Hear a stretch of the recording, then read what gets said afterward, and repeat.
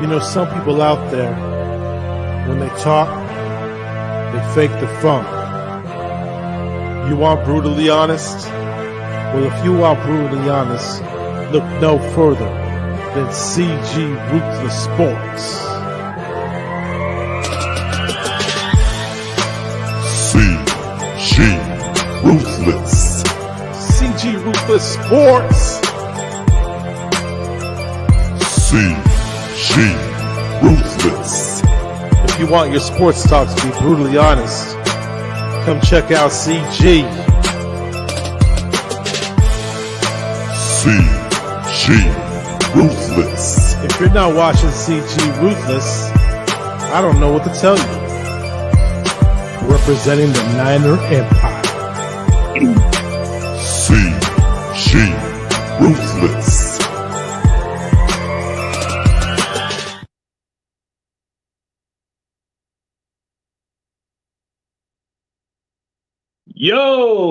Yo, this is CG Ruthless Sports. I will be brutally honest. Ain't nothing but being brutally honest. Coming at you with a live stream. So huge shout out to the BGN Sports Media. Be sure to subscribe to their channel. They're good people. Anyways, let's get to the segment, episode number 2, Talking Ruthless, where it's being brutally honest at its finest. So what's up, David? What is up, David? So let's get to the topic of the week. We got the Arizona Cardinals pretty much this coming week. So looking at the matchup, there's a lot of injuries playing into factor of this week. So when I look at it, there's been questionable marks about Kyler Murray. Is he going to play or is he going to sit? One or the other. Then there's been talks about AJ Green being on the COVID list. More than likely, he's not going to play this week. There's been talks about Hopkins maybe missing this game. That could be a huge momentum for the 49ers. Since we beat the Bears, what actually worked that game was running the ball. That's what we've been doing now. If we stick with that formula, which is the Arizona Cardinals' weakest link, is the run defense. They are ranked the 29th against the run. So when you look at the fact that they were able to get exposed against the Packers. So me being straightforward about the Cardinals matchup, I feel like there's just a lot of that weakness. It's that crack right there is that run defense. You'd be able to run the time of possession. You should be able to beat the Arizona Cardinals with no issues. But the problem is, are they going to have Kyler Murray? Kyler Murray ain't going to be at a fully 100%. So that can be the huge difference. But are they going to play Colt McCoy? Colt McCoy to me is like, I don't know if they're going to even play this kid. And huge shout out to Awesome Kid. He's a Cardinals fan. Be sure to go check him out. So I feel like this matchup has determined the season for us. You know, if we win our division, we are in the hunt. We can be in the hunt by winning this game. So the next 2 games will determine it, and then we got the Jacksonville Jaguars. So what really concerns me about the matchup against the Arizona Cardinals is the fact their offense is really good, but are they going to have their entire receiving core? So that might not be much of an issue, but they got Zach Ertz, the tight end they just traded from the Eagles. So I think this is a game where he has to play at his best. So do I feel this matchup is favorable for us to win? Absolutely.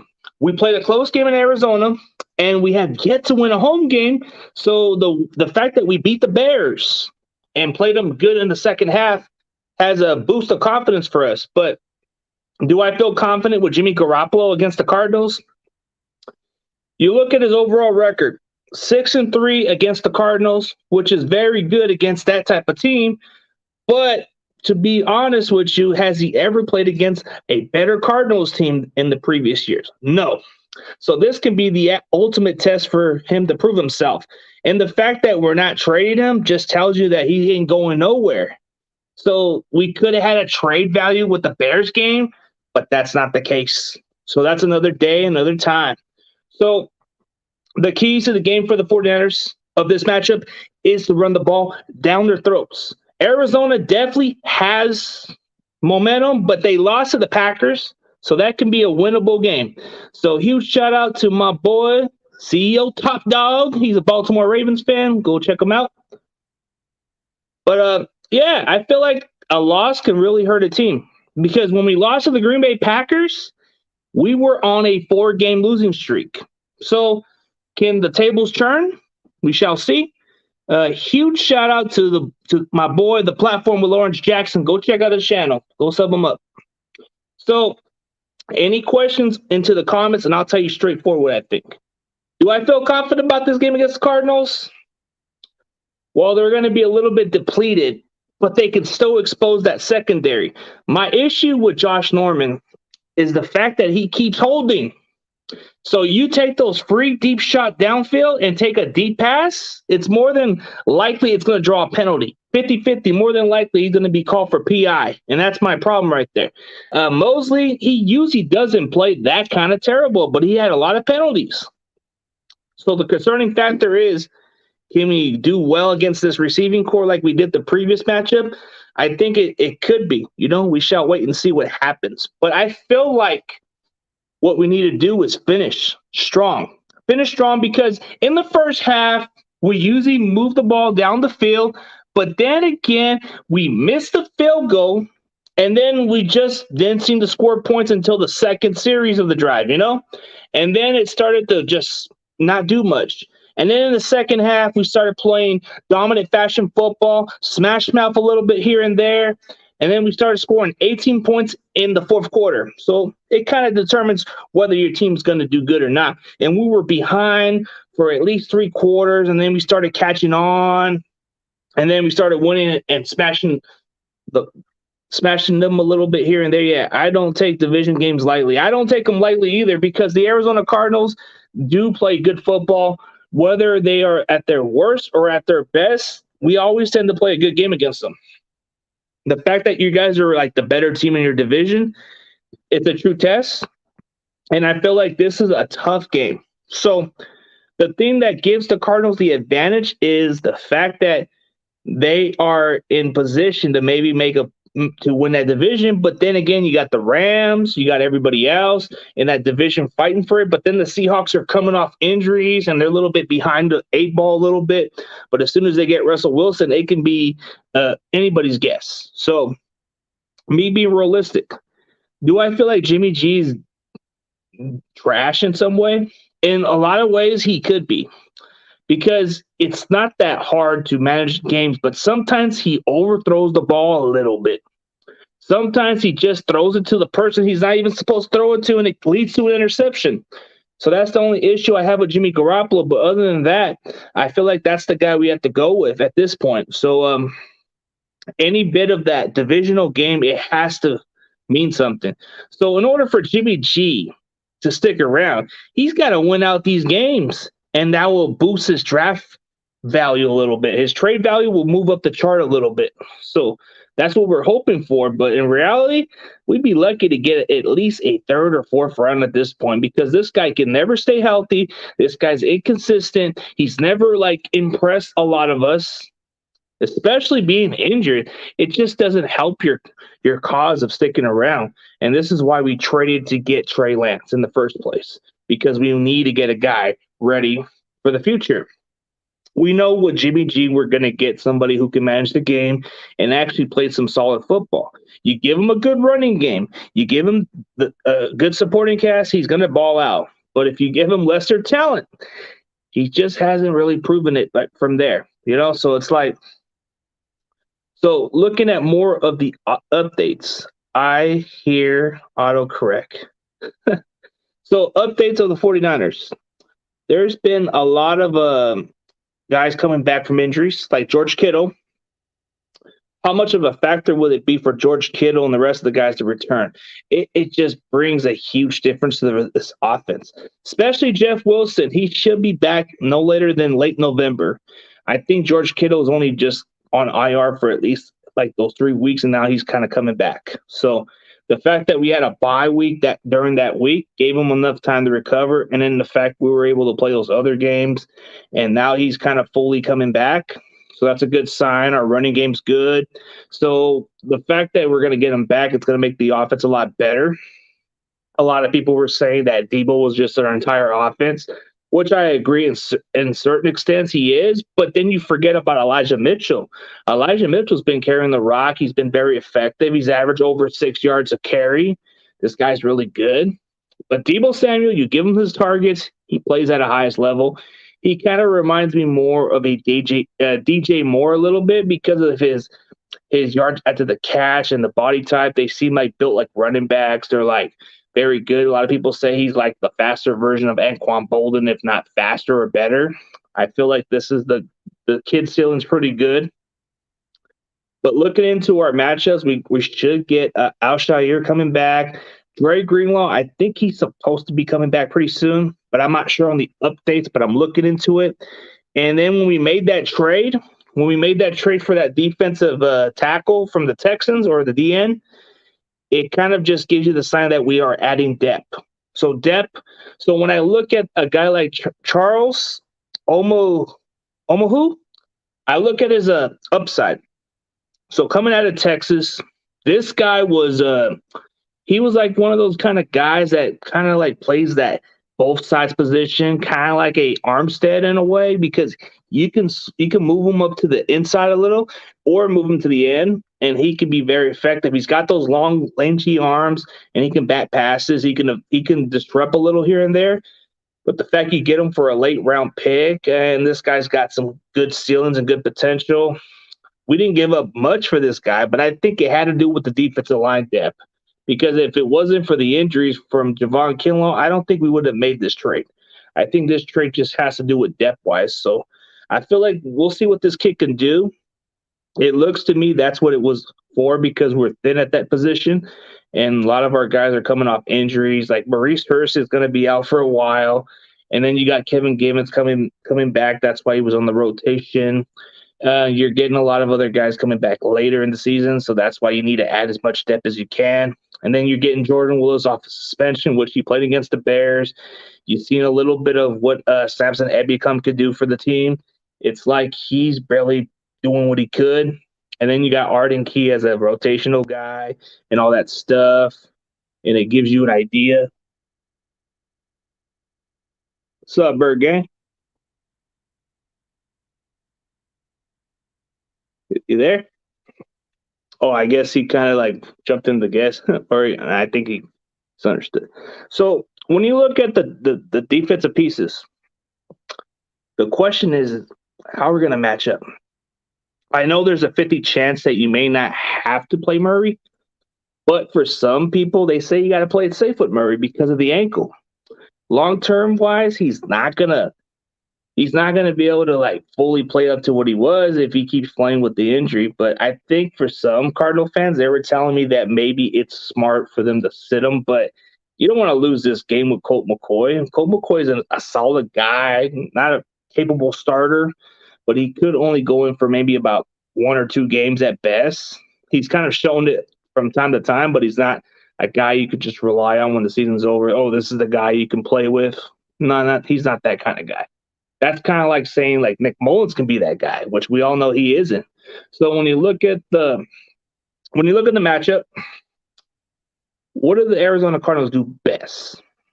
They're able to spread the ball. That's the difference. They're able to spread the ball with these receivers. But the question is DeAndre Hopkins going to play? Because if he doesn't play, they got to switch up a little bit. Yeah. Oh, what's up, man?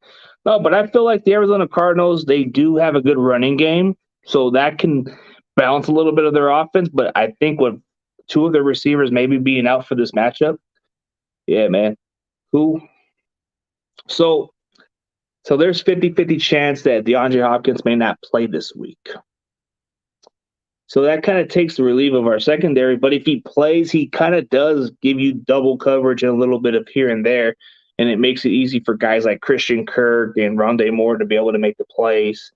But now that you figure that maybe he may not play this week, and that may be able to focus on those 2 guys, and then they got these unknown factors.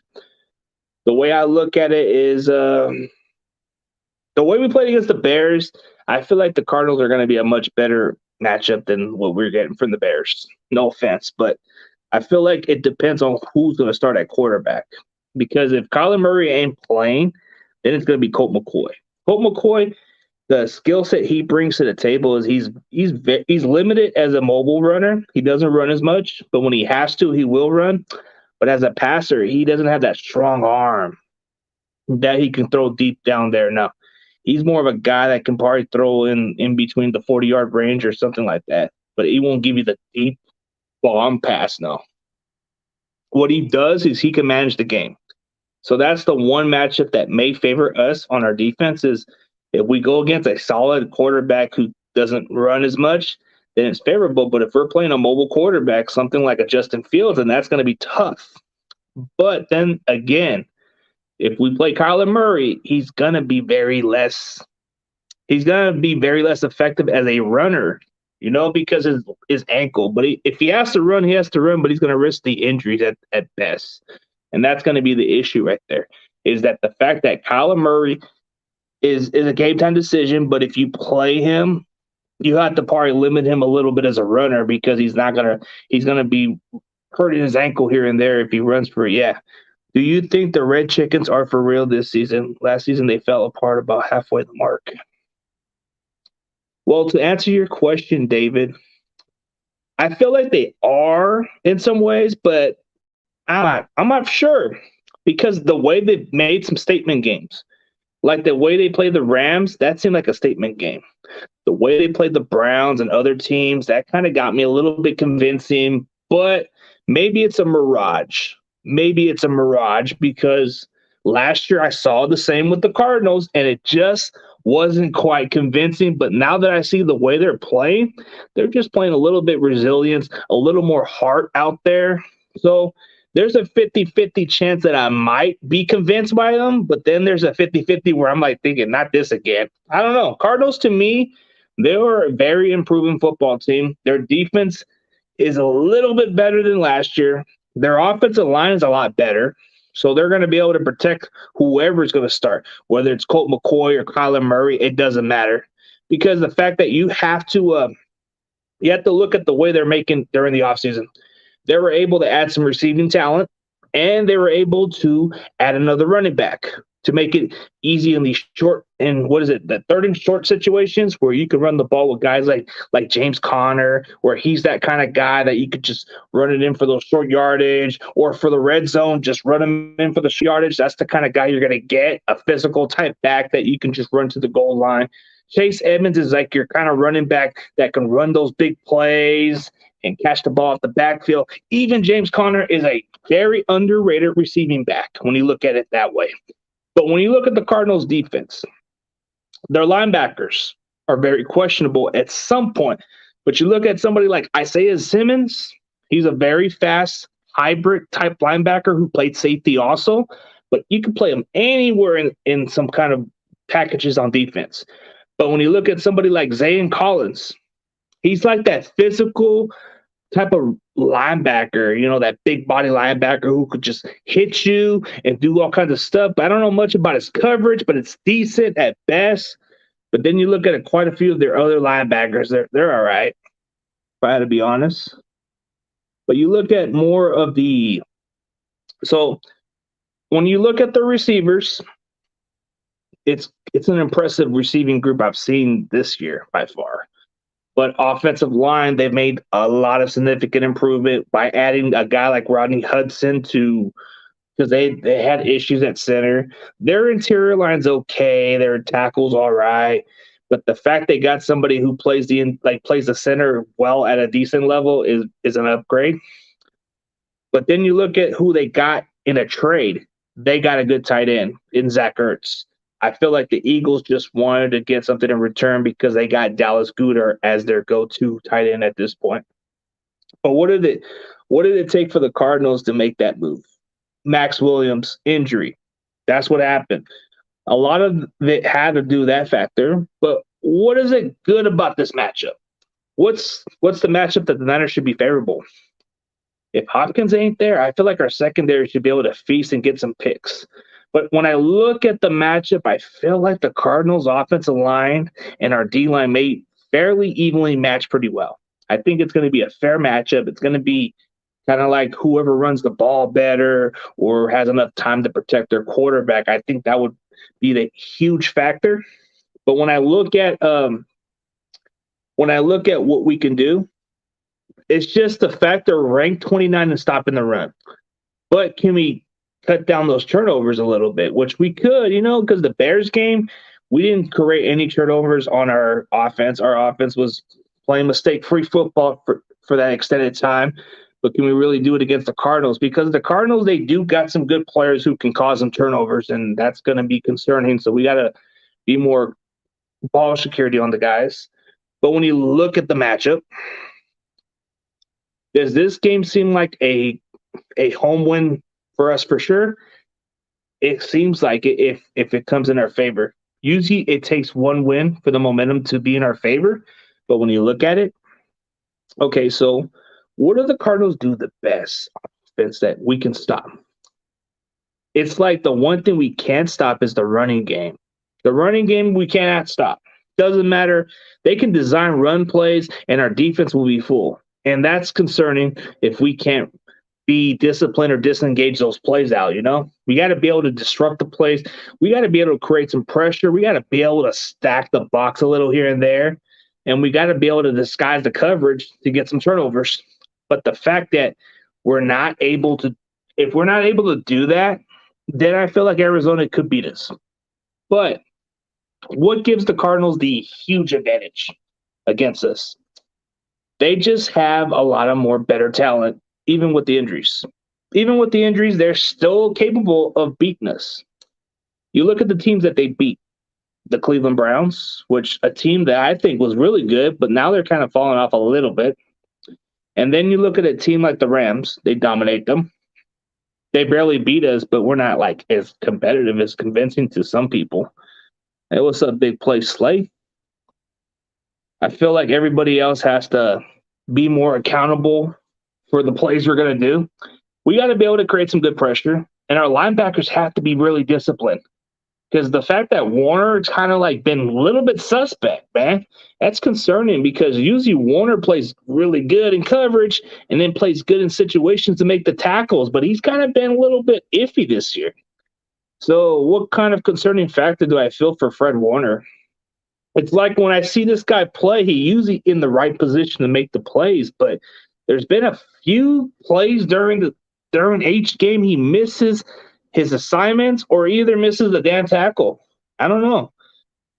Al-Shaair will help with the run. Well, I hope so because that's going to be the one thing the Cardinals are going to do pretty good at is running the ball. So if Al-Shaair comes back, which I'm pretty sure he is because I looked at the injury report and he is practicing, so he should be good to go. And then looking at George Kittle and Jeff Wilson practicing, that's a good sign. So that means we're adding some guys on the way, and then our defensive line depth is going to be good on the rotation. But I'm thinking the role, what's the role with I'm hearing that Jimmy Ward may be ruled out. So it's 50-50 that he may play, but there's a 50 chance we're probably going to go with Tavon Wilson at that spot. Because if Jimmy Ward's not 100%, then why play this kid, It's kind of playing it more smart in some ways. But I do like what I see out of Totally know Hufanga. I feel like Jaquiski Tart is just not the same player, and he's just not the guy that we had before, the one that would be a little consistent in coverage or make some good tackles and plays. That's not the same Tart we've seen the previous year. I think it has to do with the turf toe and the fact that he's not able to make the plays like he used to. I feel like what Totally know Hufanga, you're getting somebody younger, more energized, more passionate about the game, and he does great on his angles when it comes to tackling. When you watch this kid play, he plays fast than what his 40 time is implicated on the speed wise. So when he makes the play, when he reads, he's right there. He plays kind of like a small linebacker, but he's got a little bit of burst of speed out there. Like people keep saying that he's like the little Troy Polamalu in some ways, but I don't see it. I think it's just because of the comparisons. it's too far off. Maybe you're seeing a little bit more of a Deshaun Golston with the physicality a little bit, but I feel like he can tackle good. So you see a lot of this kid, and you see the way he's on there. There's big plays that happen, and this kid just hustles. He hustles right there and makes the tackle, and that's what I like about him. And I think his instinct is really good. When you watch a lot of what he does, you can put him in blitz package, and this kid will create pressure or any other way. So I think if you use him in some blitz situation, I think he'll give you a sack or create a turnover, which has kind of been good for him. So he's been a solid on special teams, but when you look at the way he plays, he's smart. Plays like a veteran. He thinks mentally good. And a lot of the guys in the locker room really like this kid. They feel like the game's not too big for him. They feel like he plays like a veteran out there, and that's a good thing. So you get this guy in the 5th round, and he's going to play the rest of the season because Jaquiski Tart is placed on IR, so he's not going to play. So I think that's pretty much the end of Tart's playing days with the 49ers. He'll either play elsewhere or either retire, and I feel like when you see a lot of glimpses of what Tolino Funga could do, I feel like you're getting a guy who's got a lot of energy and very passionate about the game of football, and that's going to bode well for us in the long haul. I mean, some people may say, well, this kid's a 5th-round pick. What do we got with this kid? I feel like the ceiling's off the charts. I feel like this guy can make the plays, correct the turnovers, and be able to capitalize on interceptions. So you can get something out of this guy.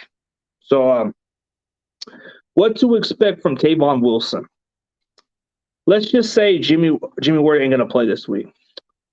What Tavon Wilson brings to the defense is experience and versatility. He's very versatile, but he's got a lot of experience playing this kind of defense. He's played a lot of this nickel dime package plays. He's really solid when it comes to reading the coverage at times. He may not be the kind of player that you would expect, like, oh, he's a flashy. No. He's the kind of guy that will do the job and get it done right. So he could definitely be good for situations when injuries happen. This is the guy you can depend on. But is he kind of like the long-term answer at starter?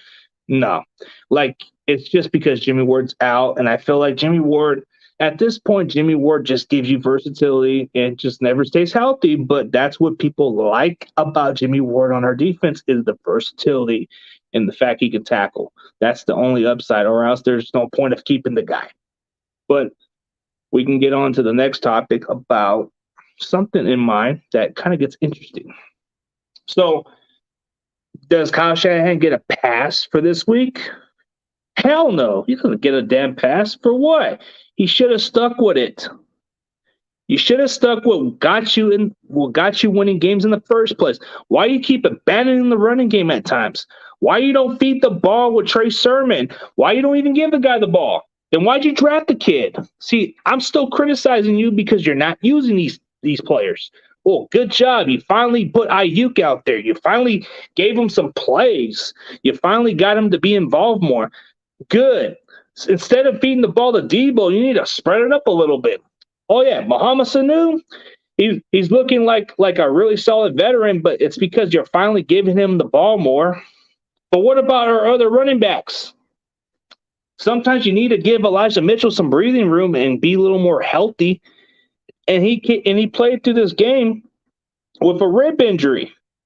So maybe, Kyle, you might need to limit the carries because Elijah Mitchell, looking from the injuries, he's got a rib injury. So I don't know if it's I don't know if it's bruises or something. I don't know what it is. But if it gets worse or down the stretch, man, that's not good. You gotta give him somebody to take his breather a little bit. Because if you play this guy too much, he's gonna get injured. So I look into that and I'm like thinking, yeah, Elijah Mitchell's a good back. He fits our system. He's really excelling, kind of like how Mostert is. But if he stays healthy, that's the huge benefit. But then you see the fact that he's got rib injuries, and those injuries don't go away. You got to let him rest a little bit and be able to stay healthy throughout the season. And I'm pretty sure he's a tough warrior and he'll take a lot of the hits. But don't you need to get somebody to complement him so he doesn't get injured? That's the only problem with Shanahan is you got to get somebody a complimentary back. And why you even draft Trey Sermon if you're not that confident about him? Then you're just wasting draft picks. Stop wasting talent on guys that could contribute. Like, why you draft Aaron Banks for? So he can sit on the bench and collect paycheck for not doing squat? That's not the way we do stuff here. And he barely dressed it up for the game against the Colts. Now he's barely doing anything. So why you even bother drafting some guys that you can get in the later rounds or develop in some other ways? This guy is a second-round pick. You expect more out of this guy. But Shanahan, you don't know how to develop players. If you did, you wouldn't be stubborn. You wouldn't be too ignorant about it. You would work with what you got. Instead, you're just being favoritism and throwing the word doghouse. A lot of your players who've been in the doghouse are either have stayed there or pretty much have proven themselves to be out of that situation. And a lot of the players that you put in over the years, they actually played better elsewhere. Look at Dante Pettis, even though he's not as good as he is, but you draft that kid high and you put him in the doghouse. Look at Matt Breida. Not the same player, but I'm pretty sure if you would have used him a little more, he would have been still good as he was. But for example, Raheem Mostert, he's definitely a difference maker when it comes to running the ball. He's something special, but never stays healthy. I wonder why. It's because you don't have a complimentary back. That's why. And the fact that Elijah Mitchell, it wouldn't surprise me if he gets an injury, if he misses a lot of time because of this injury. But you need to get a complimentary back. And then you look at the snap counts. So Charlie Warner for me is actually ascending a lot better. Like he's moving up the depth chart a little bit past Ross Dwelley, who I think Ross Dwelley is more of a better receiving tight end than he is as a blocker. And I think that's why you would want to put Charlie Warner above him, because Charlie Warner is a very good blocker, but he's got a limited potential as a receiving tight end. So you see some glimpse, you see some potential in this kid. He's a big type of body tight end. He seems like he kind of got better from last year. Last year, he was kind of like a work in progress getting in the 6th round, and he just wasn't quite there. And then during the preseason, he started standing out, and then he started proving himself. And then it seems like during this season, it looks to me that you're not seeing much of Ross Dwelley because of the fact that Charlie Warner does great as a blocker and actually gets limited targets as a receiving tight end. It's just part of the game. It happens. But do I feel that Ross Dwelley is underutilized? In some ways, he should be more utilized in passing games. But the fact that you put Charlie Warner out there just tells you how much the coach values blocking more. You know, when they value a lot of blocking, it kind of tells you how much it means when they run the ball. So most of our offense does feature running the ball. But when we abandon the running game, our offense has been a non-existence at times. So you look at the first half, we play a little sloppy here and there. But when it comes to the second half, we dominate. And then we play solid enough to win the game. But when you look at the fact that what we can do. So I'll give you 3 keys to the game of what we can do in this matchup. So for the 49ers to beat the Arizona Cardinals is we got to run the ball down their freaking throats with time of possession. We got to be able to involve our passing game. We got to be able to get the other guys involved. And we got to have a complimentary running back. You cannot play Mitchell too much. It's not healthy for him to get so many touches and then get injured. That's been our issue throughout the regime is we give these guys too many damn carries. Usually those speedy backs are good for maybe about 15 touches, and that's it. Go with the physical bruiser back that can give you the tough yards and be able to run the clock when the game's over or something like that. That's what you draft Trey Sermon to be, that kind of running back. Those kind of running backs take the tough yards. Those running backs are the ones who close out games. But you don't want to use them. You want to use guys like small running backs like Jermichael Hasty, who can give you some good solid runs here and there, and then he's a non-factor. But as a receiving back, he's really good. You like what you see out of the potential. But when you look at how we should be able to win this game, it's pretty simple the way I was saying it. We got to be able to complement each other. I feel like I feel like Elijah Mitchell could be the X factor, but I feel like you need to give him somebody that can complement him on the tough yardage, and I feel like you need to use Trey Sermon more. But then you look at the matchups of their secondary. That may be the only factor that may have to determine this. If Debo plays good, then we're on a roll. But if Debo doesn't do much, then we pretty much have to either figure out ways to give the ball to somebody else like George Kittle, or give the ball to somebody like a Mohamed Sanu or Brandon Ayuk. It's like one or the other, or heck, Juwan Jennings may be in the red zone and you may want to give him the ball a little bit. But when you look at it this way, I don't feel like the Cardinals worries me as much as they did. I feel like when we play them we play a good game. We play a close game. It goes right down to the wire. Like, I get the hype of you guys. I get the fact that this sea of red, they show out and acting like they're going to win the Super Bowl or something like that. And it's like, dude, you guys got to tone it down. You guys are just, I mean, you have a great early start, but early starts don't mean squat. Look at other teams in the past. Like, I'm pretty sure in 2019, we started 8-0. Sure, we got to the Super Bowl, but I never thought of it that way. Sometimes it doesn't matter how you start the season, it's how you finish. And the fact that the Cardinals could potentially be on a losing streak, that can be scary because everybody's been fooled by the Cardinals since last year. Last year, Arizona was playing good football, and then when they played some other competition or played worse against worser competition, it kind of just head scratches you a little bit, and you're thinking, man, I thought they were really good. Like, for 1 second when you're like thinking that this team's really good, and then you just surprised, like, how the hell they lose to this team? And you'll figure, same old Cardinals. It's either they're just not the team you can really trust. Cliff Kingsbury's record as a college head coach and as a head coach in general, he's pretty much on the hot seat for the Cardinals. They got to make the playoffs, or I don't know what the expectation could be for Kingsbury, but he's built this offense around guys like Kyler Murray. He's built this type of offense for guys to make plays. So Ayuk has to catch more than that. He has to catch for at least a lot of yards. I think he needs to get 100 yards in this type of game. But for us to win, is we definitely have to be able to move the chains more and all that stuff, and then we'll be all right.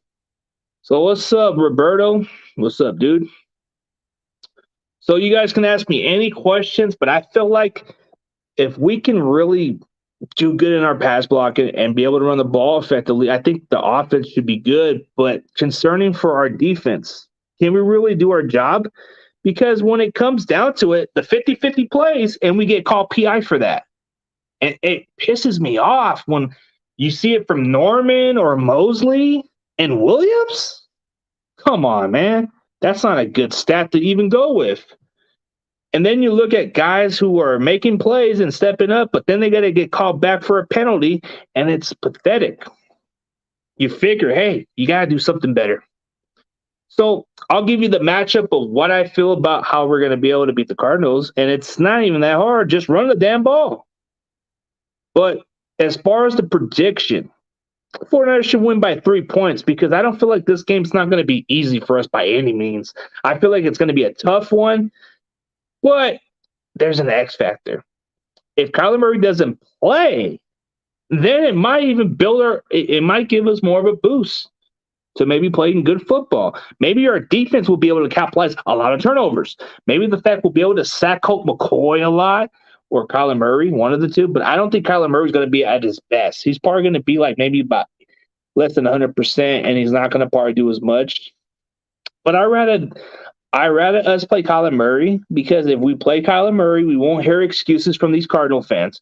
They'll just say, "Oh, you beat us because Kyler's not 100%." But if we beat them with Colt McCoy, you're just gonna hear the dumbest excuse like, "Oh, you beat us because we didn't have Kyler Murray." I'd rather play Kyler Murray so we don't hear no excuses, man. I don't want to hear excuses if we beat you guys. Because if we beat you with Kyler Murray, your excuse is, oh, he's not 100%. But if we beat you guys without him, that's your excuse right there. One or the other. So what's up, Mr. White TC? So I feel like Colt McCoy is pretty much going to be the guy, but he's playing snaps. So when you figure, is he going to play this week? Yeah, I took the Niners plus 10 on spreads. I hope y'all stay competitive this Sunday. Appreciate it. We're going to get this win and move to 4-4. Any questions? Give me any questions and I'll answer. I'll be brutally honest and tell you like it is. So, expectation. I'm going to be in attendance at that game. So, hopefully it's going to be a good game, but we'll wait and see what happens. But on the meantime, I just need to know what we can do. Can Shanahan finally shake off that ego off his mind and start winning with the guys we got and start using them more? Or is he going to just be stubborn and hold the players back for no reason? There's just a lot of good talent players we should use.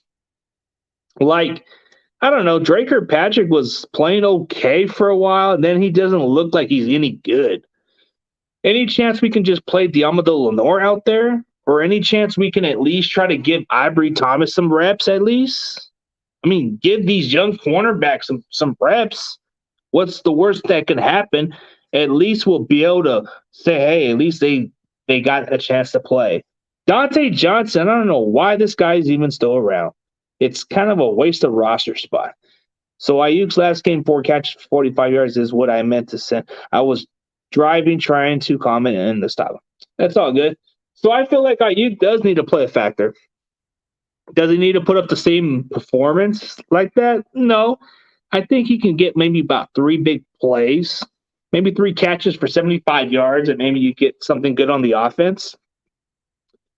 And then a guy like Mama Sanu should give you like maybe about a 40-yard type performance game, or maybe up to a better performance than expected.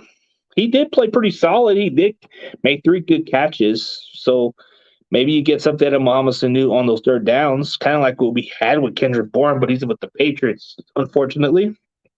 But when you look at the matchup, what's a better way to win? It just has to be the receivers. The receivers to us has to step up.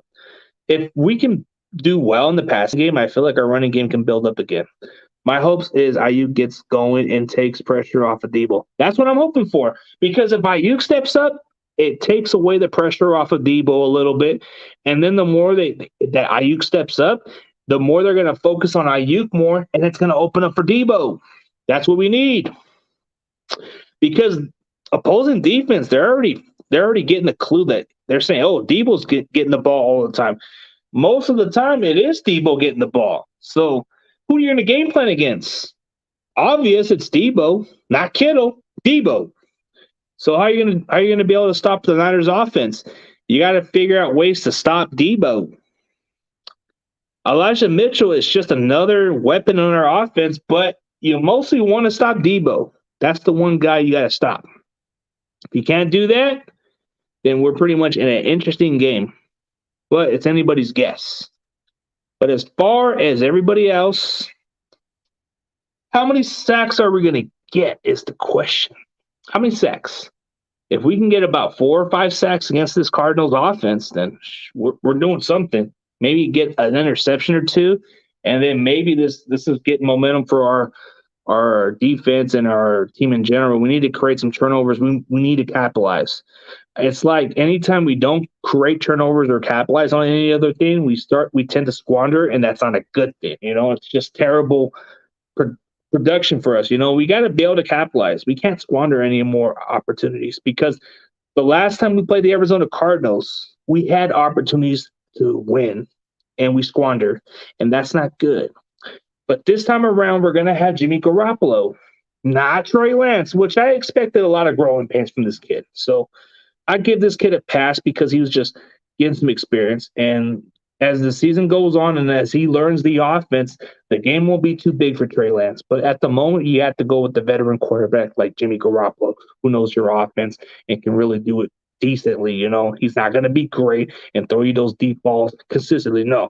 He's going to throw you some short passes, dink and dunk and whatever. He's going to be able to manage the game and get the job done.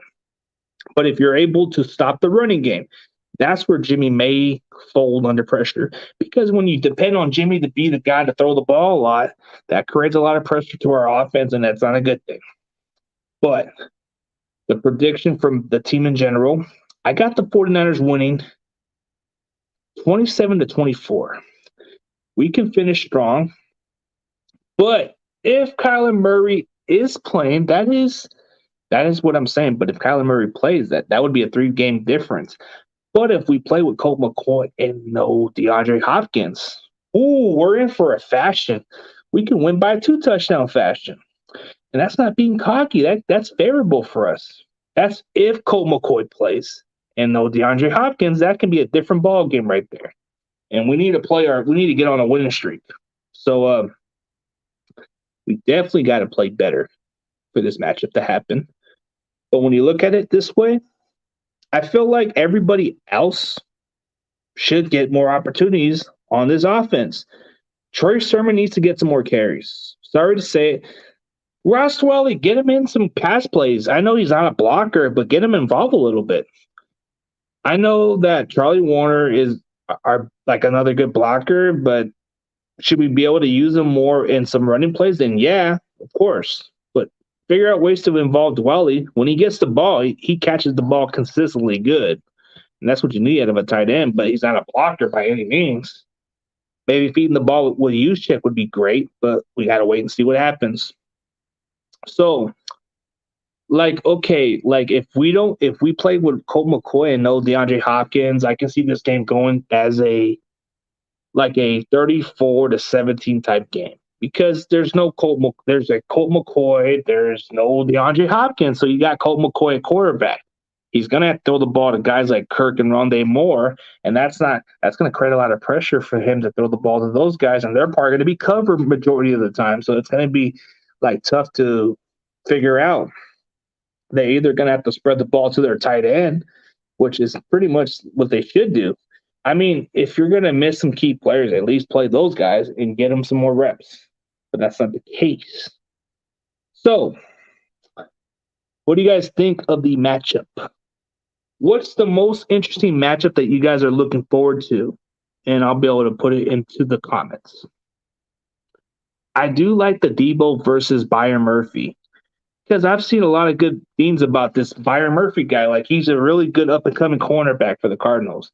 He's been their most consistent shutdown corner in some ways.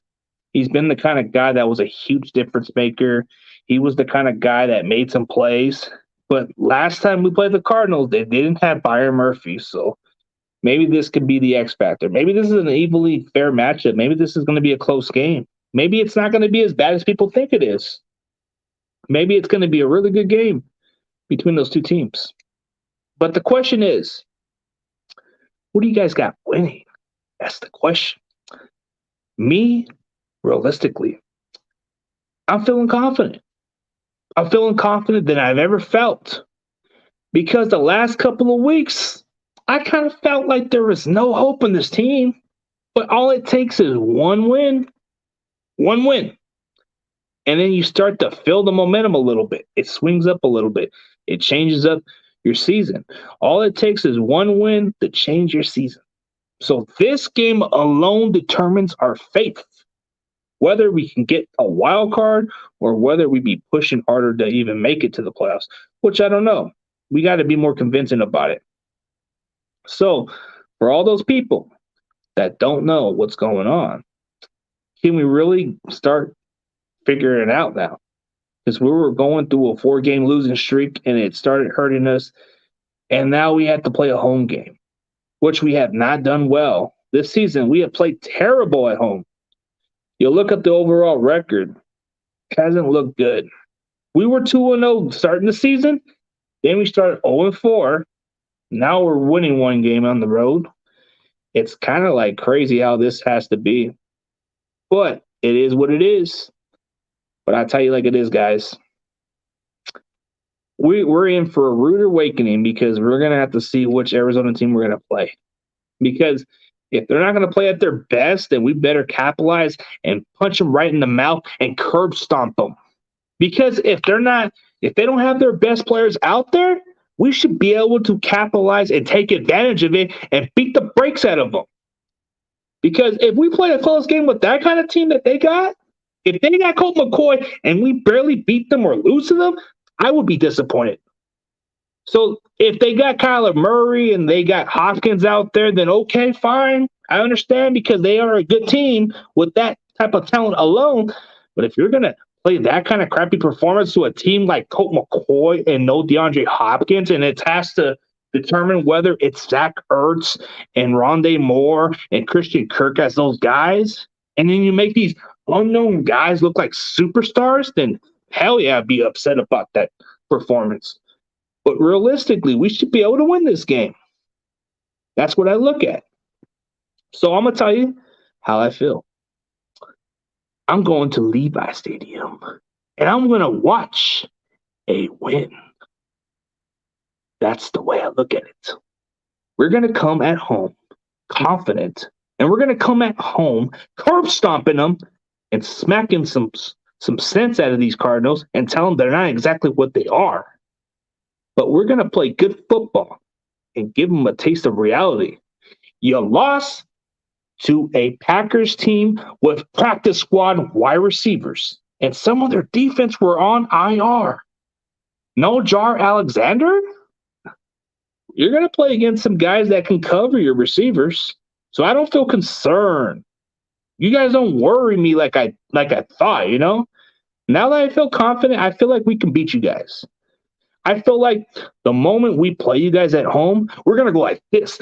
We're going to go like that. Knock you some sense. And it's not going to be pretty. It's going to be a facts of life. You guys started the season 7-0.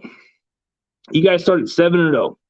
You played a depleted Packers team on a Thursday night at home. I would be embarrassed by the fact that you lost to the freaking Packers. And the Packers weren't even at their best and you lost to them. And all it took was a miscommunication play. You could have won the game. But no, it just happened to be that way. And look at it this way. I am not even thinking about playoffs. I am thinking about momentum. There's not much we can even worry about. Yeah, he plays good. Packers were missing 11 total starters. That's no excuse. And let's put it this way, and I am thinking the same way as what David is saying. I am not even thinking about playoffs this time.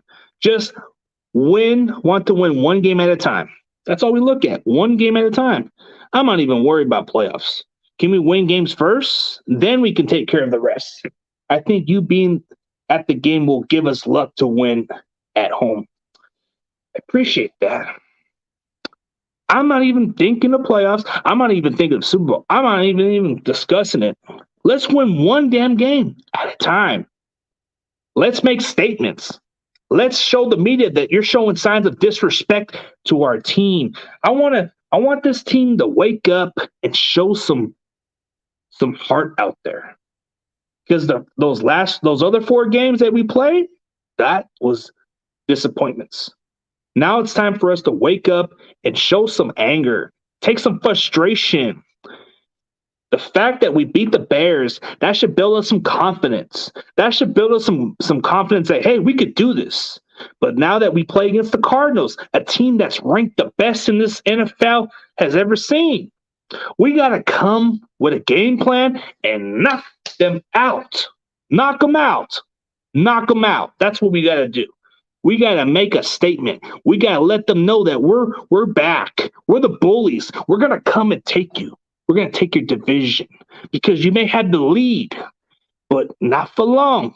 We're going to be the guys that wake up and want to take it. The fact that the Seattle Seahawks took the division last year, guess what? We're coming. That's what I want to see. I want to see that statement. But if not, it's going to be a long season. Just saying, we got to wake up. We got to show some resilience. We got to show some heart. We got to execute. We got to play for each other.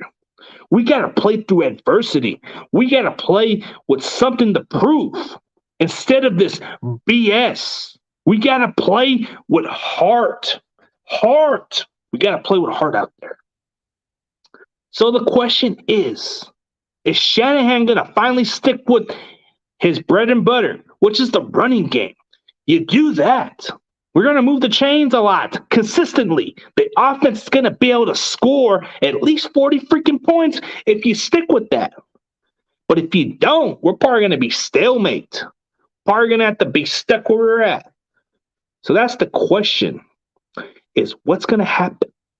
Are we going to make statements, or are we going to be the stepping stone? Which one is it going to be? Are we going to be the team that makes the statements, or are we going to be the team that's going to be the stepping stone for other teams? We shouldn't be stepping stones for teams like Arizona. I don't care how good they are.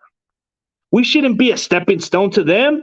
We should be a team that gives them a wake-up call and give them a sense of urgency that we're not playing around. We want to take that division. We're not letting you guys walk away with that crown. We're going to be the last guy during the season and come and take it. That's what I want to see. But for that to happen, we got to get on a roll. So beating the Bears, that's a start, but we got to wait and see what happens. So none of this excuses. We have the guys that can do it. But the question is how we're going to do it. So for anybody else, appreciate every one of y'all. But be sure to check out the BGN Sports Media. Be sure to subscribe to their channel. Be sure to check them out. And check out my boy, Bird Game 31. And I appreciate being on his sports network and talking football and talking 49ers football and talking Ruthless the way I do talk Ruthless. I feel like we have momentum. And we just got to capitalize it. That's what it takes. What does it take to be number one? Is you got to take the number one team and punch them to the face. Knock them out. You got to knock them out. But we're not. We are underdogs. We are below our division. We got to wake up. In reality, nothing's given. We got to prove it. This Sunday, it's a win. It's a win, or we're just below the 8 ball. One or the other. This season determines whether we can take this division or not. So that's what I got to say. So as far as me being brutally honest, I'm speaking how I feel about it. So for the 49ers, when I'm at Levi Stadium, I want to see better results. Better results. I don't want to see no crap fest. I come and pay my money to watch a game. Not to watch some shitty performance, to watch a good game. So I appreciate every one of you guys. And thanks for tuning in for the Talking Ruthless. Y'all have a great day. And huge shout out to Bird Game 31 and the rest of the Bird Game Sports Media. Y'all have a nice day. And as always, go Niners.